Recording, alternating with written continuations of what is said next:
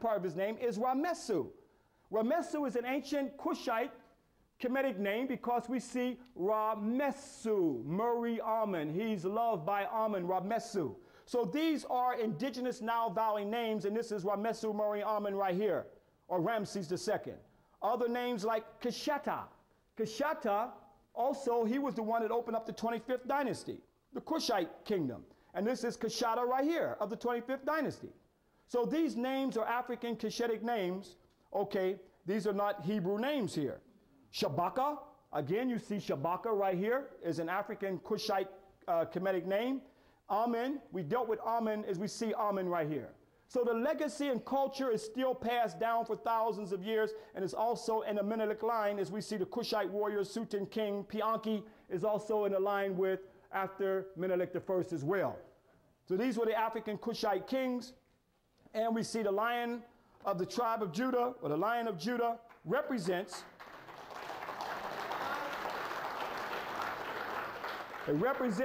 all the kings that preceded after Menelik II, the Lion of the tribe of Judah. We always use the lion, the roar of the lion, as I said on the radio, rah, because when I was lost in Kenya and the lions roared when we got out of Land Rover, they went rah.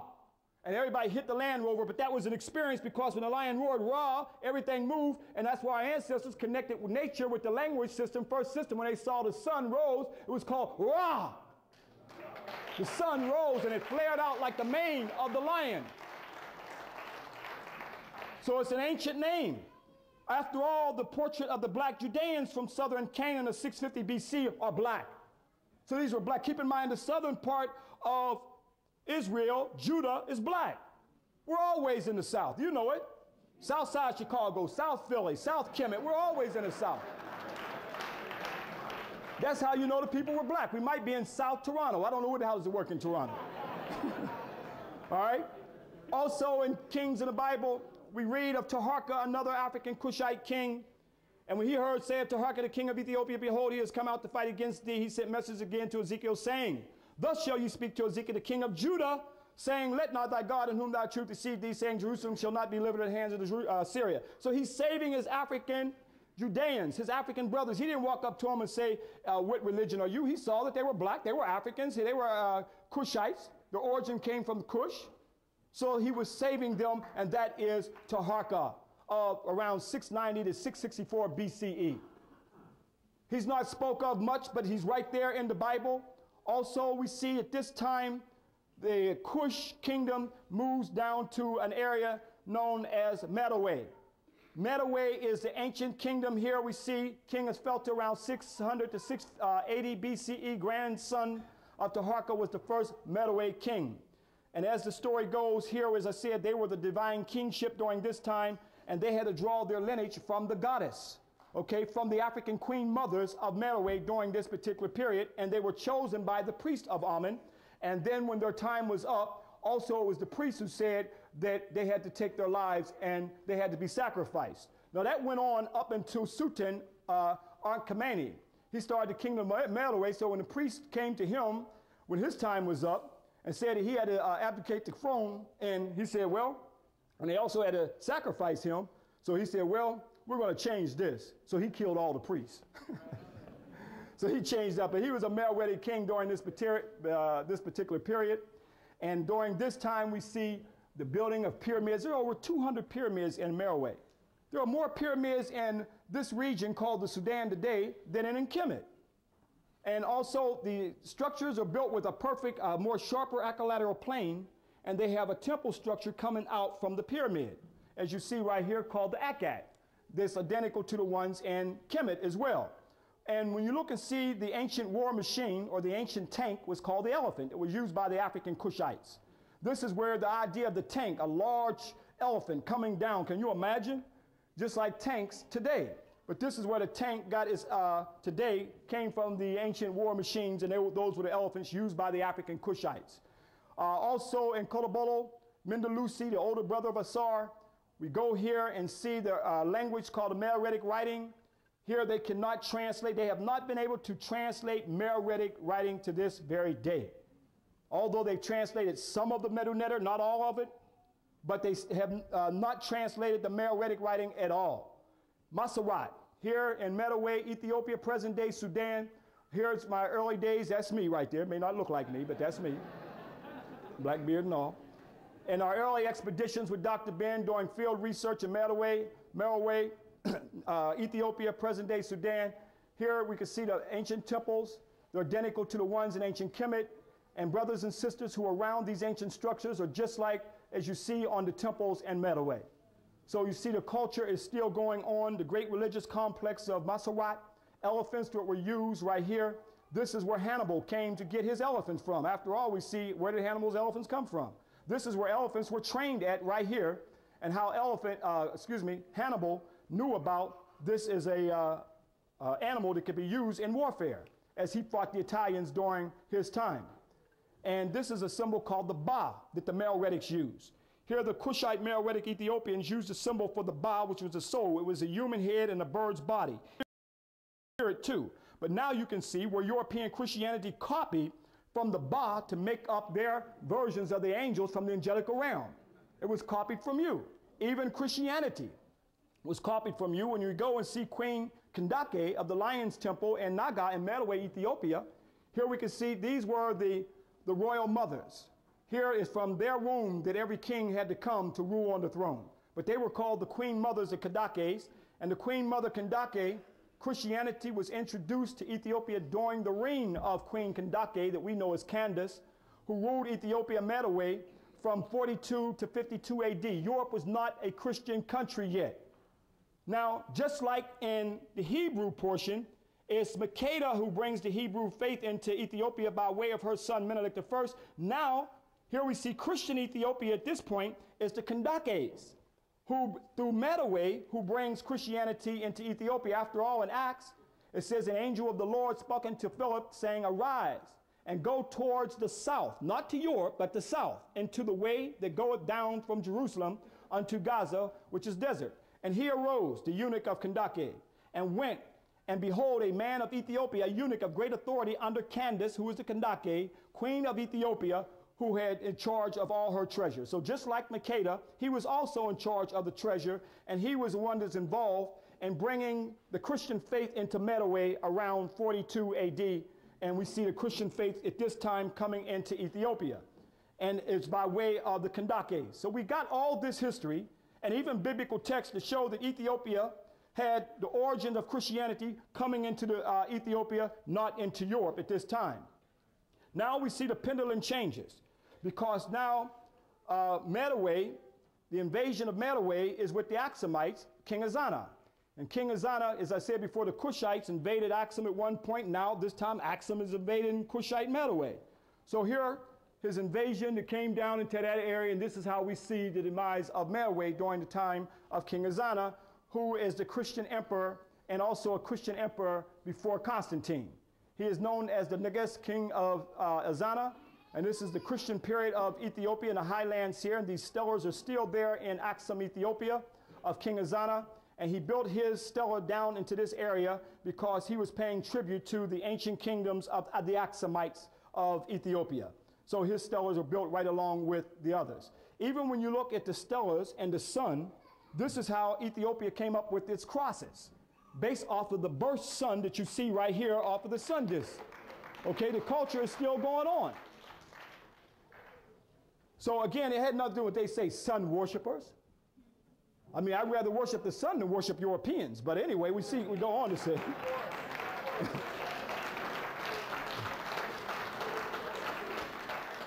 But we are told that Christianity came into Ethiopia by way of Frumentius and Odysseus, who was the Abana Salama, who was the first Abana in Ethiopia. But wait a minute, we are told that they were shipwrecked along the coast of Ethiopia, and they were little boys.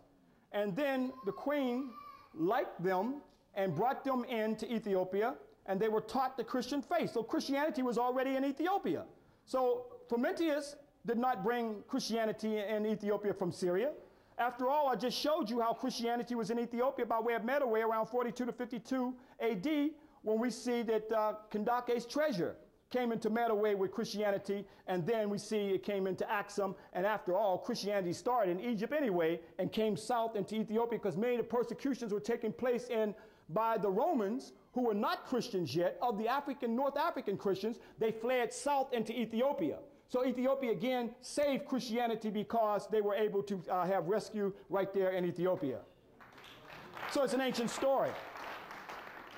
Here we see at the Conference of Nicene in 325 AD, this is during the time that Europeans, these religious gangsters got together and formulated their version of Christianity.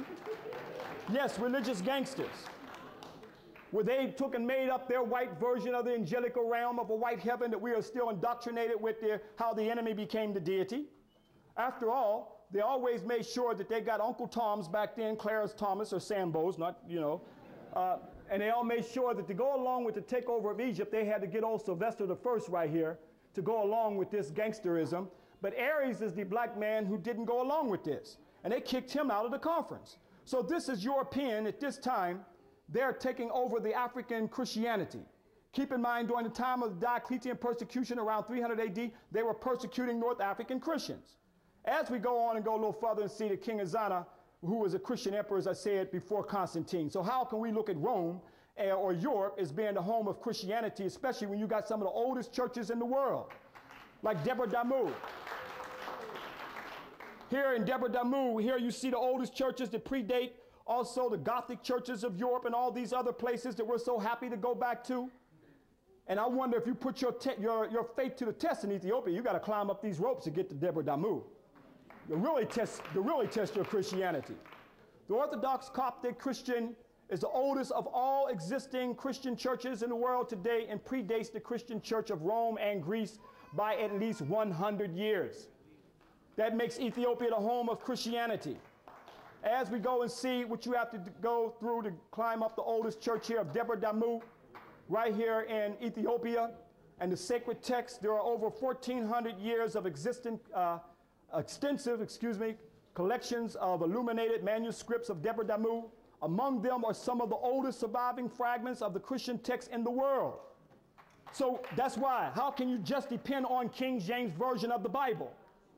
Well, you got ancient manuscripts, ancient texts to go back thousands of years. After all, both theists and pantheists said that Jesus, his proper name Yeshua, was born in a cave in Ethiopia until Constantine changed it to a manger in Bethlehem.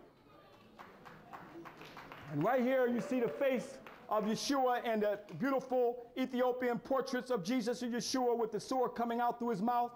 As it says in Revelations, to speak the truth to your enemy, your tongue should be like a sharp two-edged sword, holding the 7 pole stars with the sun behind him, because he is an ancient concept that came up out of Africa, of spirituality, a Sa, Ra, or son of God. And you are a son of God if you're on a spiritual level. Now, also another church, Abana, Yamata, a church built on top of a 650-foot mountain south of Axum.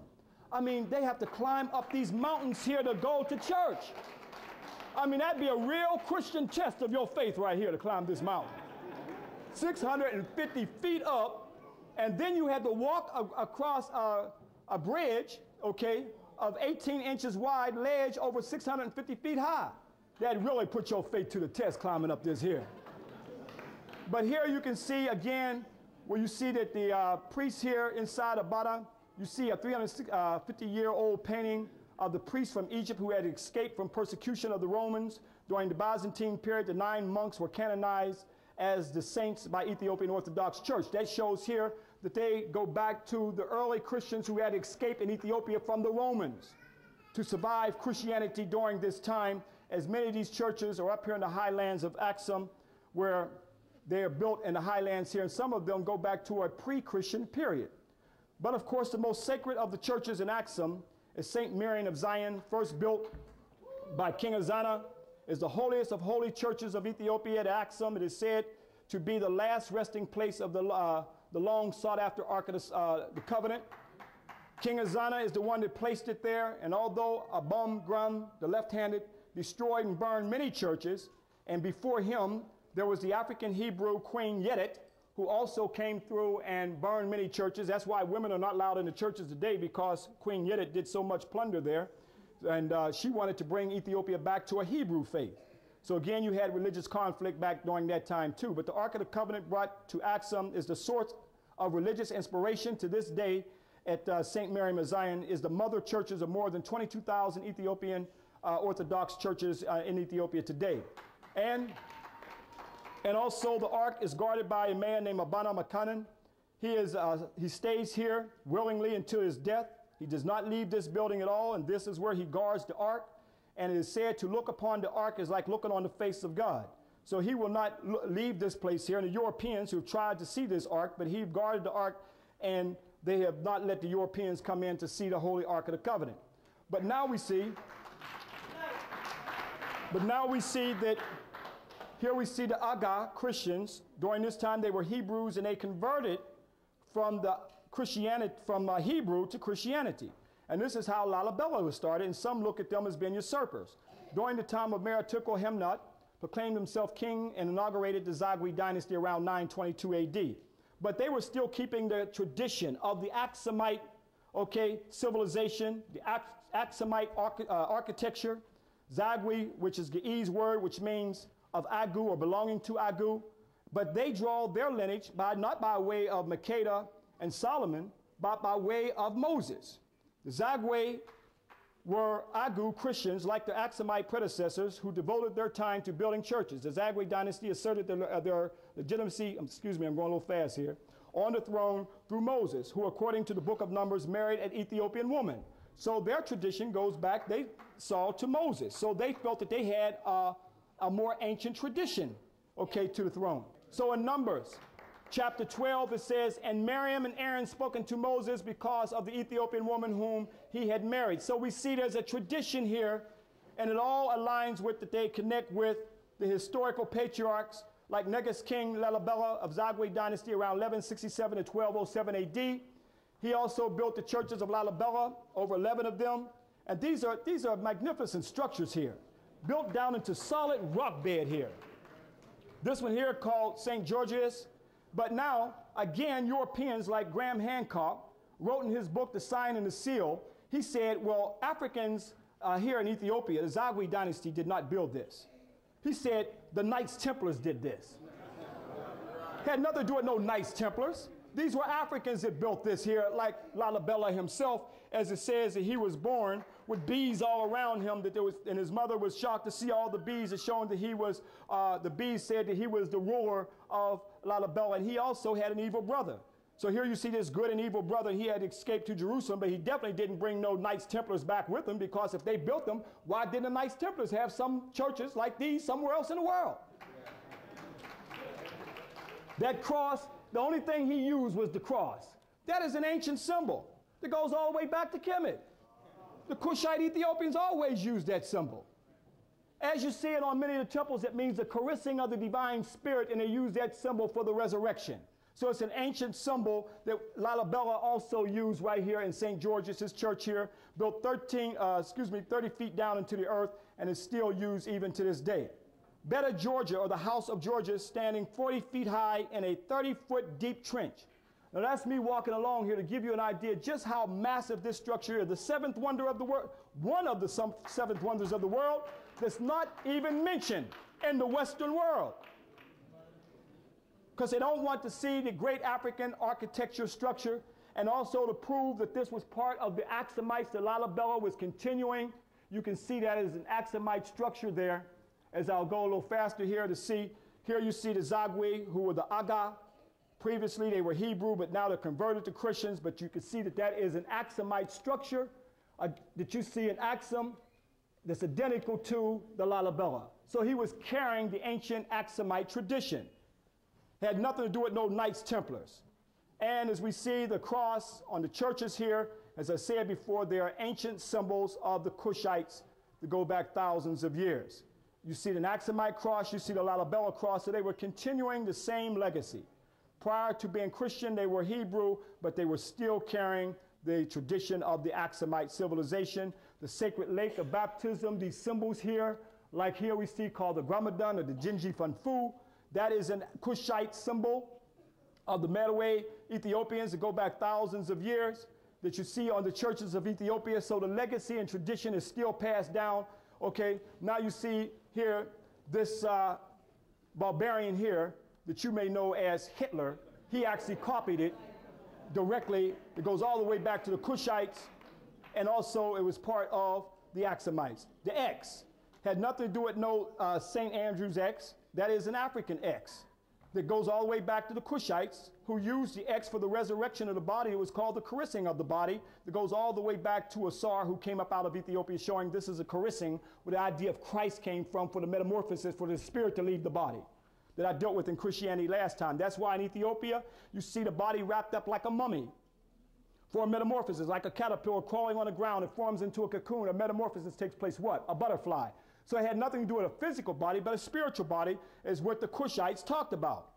The Temket, the celebration of Jesus or Yeshua's baptism, is still practiced on these ancient structures even to this very day, are still used right here at St. George's of Lalibela.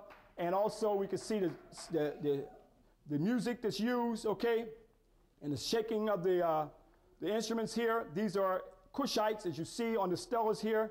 Goes back thousands of years with the African Cushite Ethiopians. They're still used today in Ethiopia.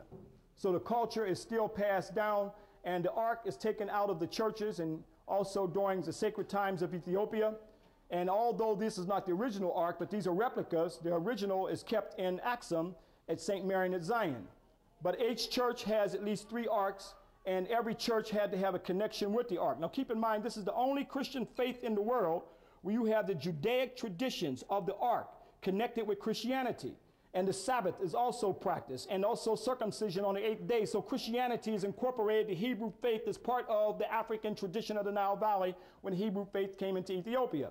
Even the churches like Bet Malim, okay? This is the largest rock monolithic church built in the world. It's built in the form of an ark, but it's a Christian church.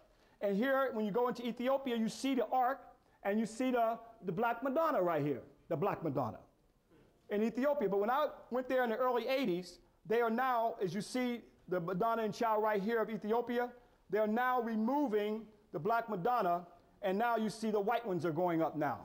Keep in mind, it was the Jesuits. It was the Jesuits who came in, these religious gangsters who called themselves the Society of Jesus, to try to bring in Roman Catholicism into Ethiopia. It was the Senyos who they almost converted. In fact, they did convert. It was his father, Fossil, that I'll talk about in a minute, who was able to get these Jesuits out of Ethiopia to save the Orthodox African Christianity in Ethiopia. So many of the churches you see today have a white Madonna. This is showing where they're trying to, again, enslave Ethiopia to their Roman Catholicism. After all, when you go into Europe, they're worshiping a Black Madonna. That's why when the brother called out the Holy Mary, I had to say the black one.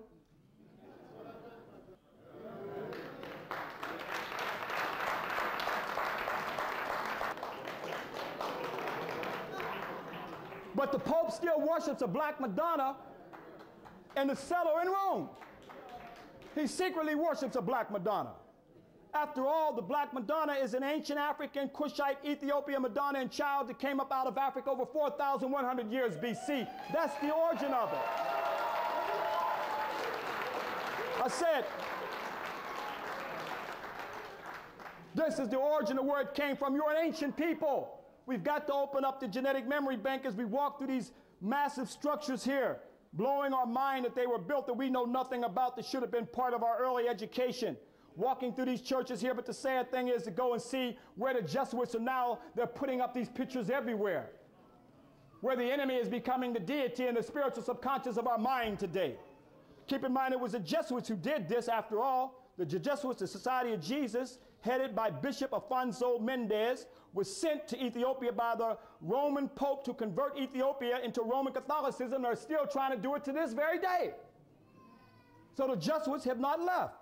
But when you go to Deborah Bahim or Selassie, you can see that in these churches, you have to take off your shoes, not your hat. Here are the most sacred places where you live and where you worship, so you take off your shoes, not your hat. But going inside, you see the beautiful angelical realm of the African angels that we haven't seen. In Ethiopia, you also see St. George slaying the dragon, but that's equally an ancient African story, because the Coptics, you see Haru in the form of a falcon sitting on the horse slaying the crocodile.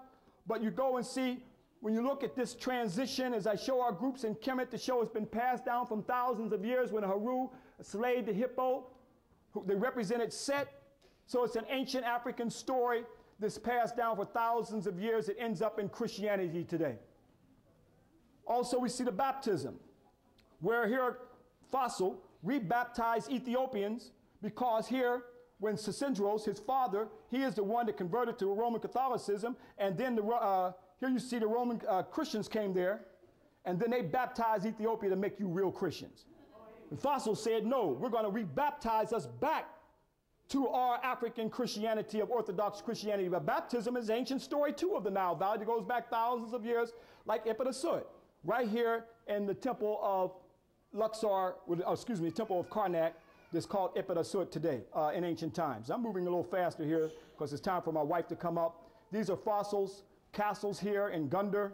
And I mean, some of us are shocked to see castles in Africa. But here they are, right here, King Fossil. This is Gundar, Ethiopia, where this is where old Bruce, this gangster here, came here and stole. Yes, he's a gangster. Because he stole the ancient manuscripts. James Bruce traveled to Ethiopia around 1769 to 1772. He stole a lot of priceless collections of manuscripts along with 2 copies of the Keber Nagis that he gave to the library at Oxford University. James Bruce also took with, from Ethiopia the Book of Enoch, the original Hebrew text which only existed in Ethiopian translation, and then he said, I came here to find the beginning of the Nile. We already knew where the beginning of the Nile was. We were there. That's why we knew the beginning in the ancient text. We said we came from the beginning of the Nile where God happy dwelt at the foot of the mountain of the moons. So here is the books of Enoch that only existed in Ethiopia, and this is where he robbed these texts right here. The libraries are here. So that's why we can't go along with Europeans' interpretation. But as I wind this up, I've got to wind this up and finish this lecture with Mutabaruka.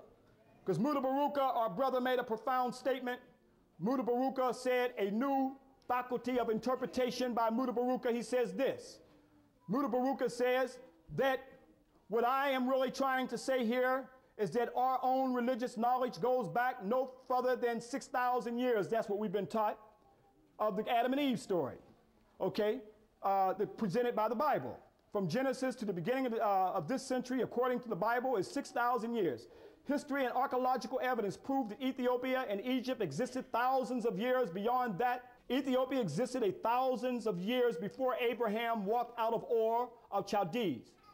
Even Egypt, which has been demonized, by the authors of the Old Testament, existed thousands of years before Israel. We cannot continue to close out other information that is not in line with the Bible. The Bible is just one set of people's understanding of human behavior and personality. The events recorded in the Bible are on the periphery of African knowledge. Stories recorded in the Bible have their genesis in other indigenous people folk tale. He is right. He is right. That's why I've been dealing with thousands of years where all this came from the fallopian tube of the Nile Valley with the Kushite Ethiopia. And these are some books because we've got to start going to the bookstore, African bookstores, and supporting our black bookstores. And get these big TVs bigger than this screen out of our living room, 10 by 10 room. John G. Jackson, Ethiopia, The Origin of Civilization. You got to make sure you look up William Hansberry. I'm just having a few here, so some of my favorite.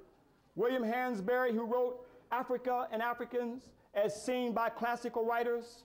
He also wrote Volume 1, The Pillars of Ethiopian History. These are great books.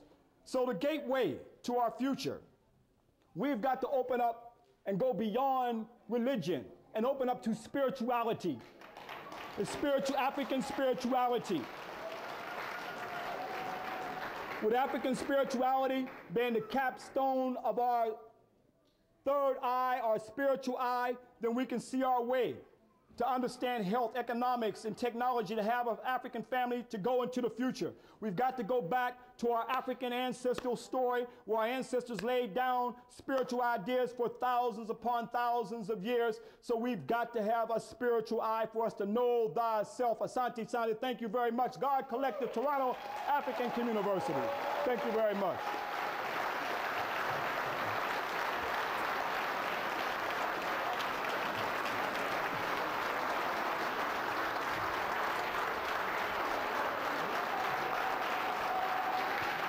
Let me talk 1 second.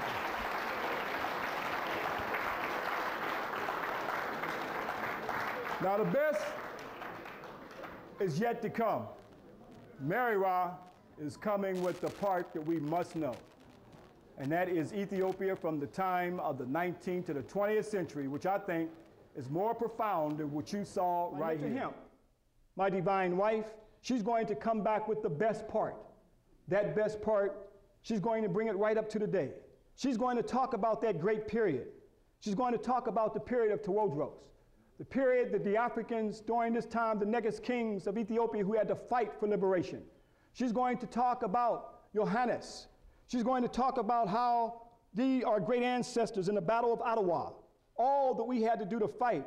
She's going to talk about Menelik II, and she's going to talk about how the Italians, how they use all kind of germ warfare trying to kill the spirit of Africa, trying to kill the spirit of liberation, and how these black lions came together, and how these black lions came up and defeated the Europeans, where she will bring the spirit and the knowledge and documentation so you can see it for yourself and to see that we are all one African people.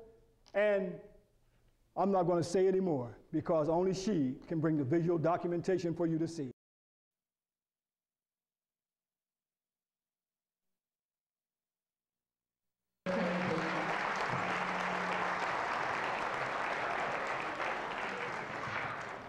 Thank you, brothers and sisters. Is the mic on?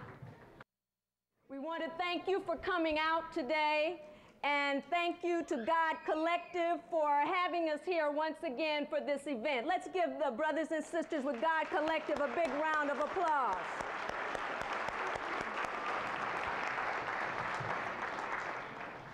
We've been back here many times, and we appreciate the support of the Toronto African community. To give you some background on what you're going to see today, it's based on our travels and research in Ethiopia. As my husband Ashra spoke earlier, we travel there every year conducting a winter pilgrimage back home. And so that's how we base this presentation. The portion that I'm going to deal with is on 19th and 20th century in Ethiopia. Now, Ethiopia at the beginning of the 19th century was in a semi-isolationist type of state. It had if you can do the lights for me, please, Ashram. It had soaring mountains, and it also had rugged terrain that made it very difficult for travel within the country.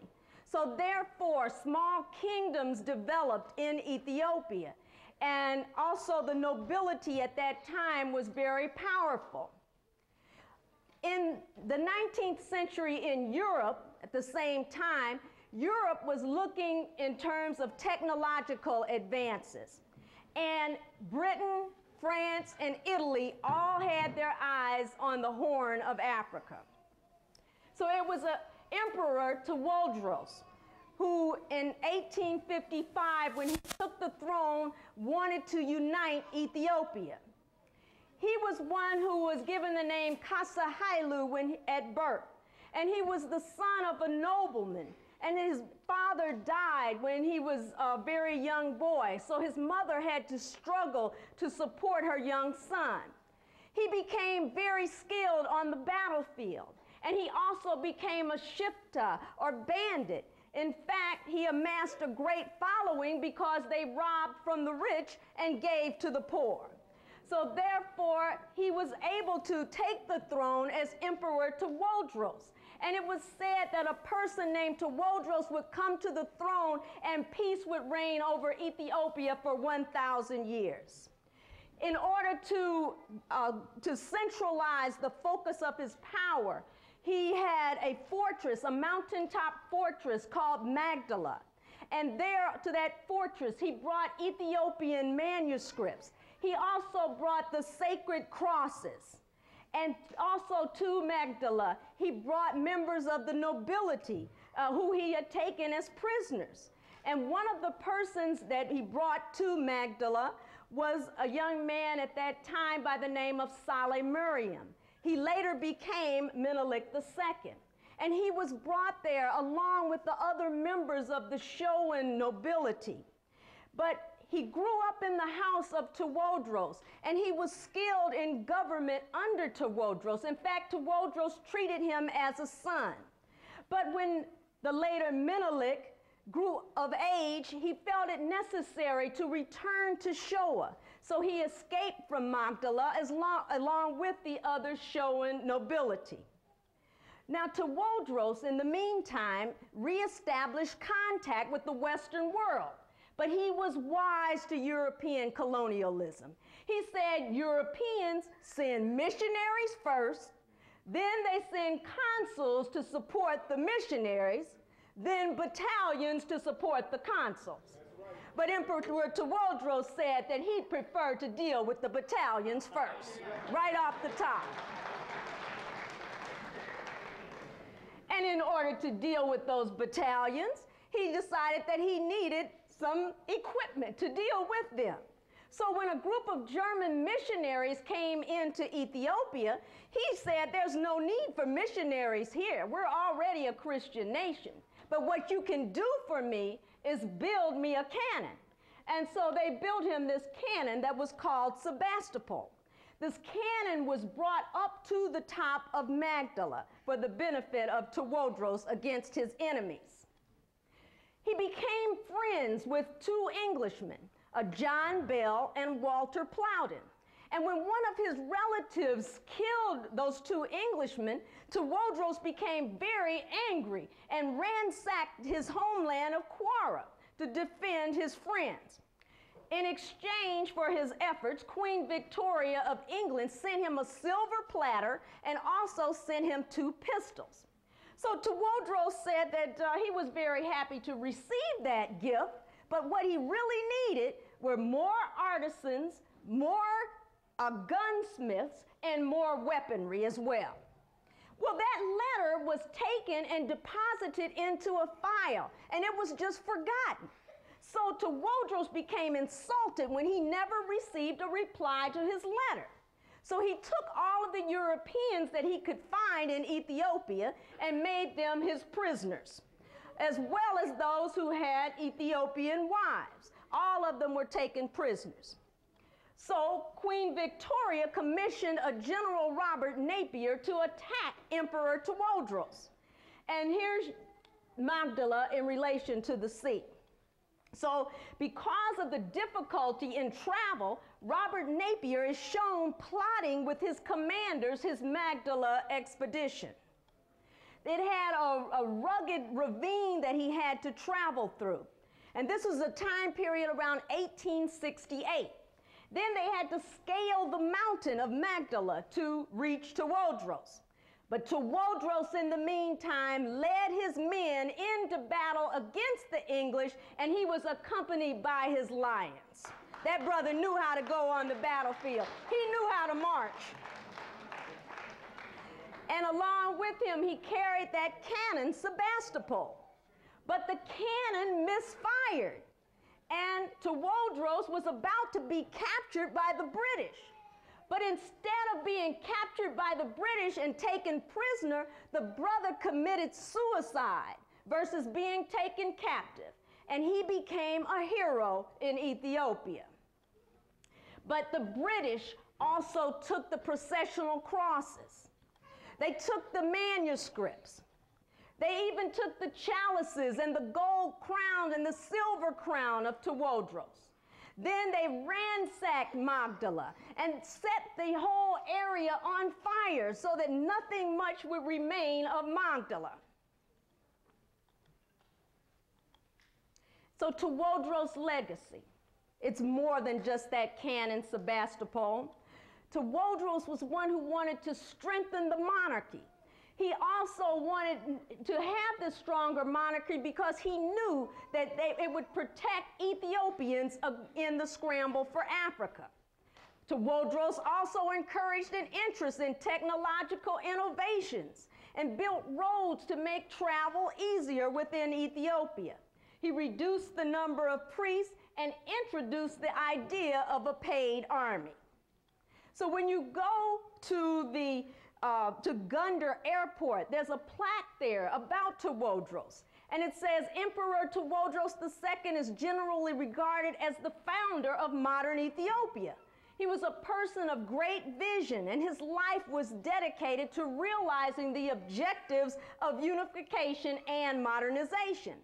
Although his twin project was thwarted by rebellion and insubordination, his dream became an inspiration to his successors, who were able to realize his objectives. That was Emperor Tewodros II of Ethiopia. One of the persons who made passage possible for General Robert Napier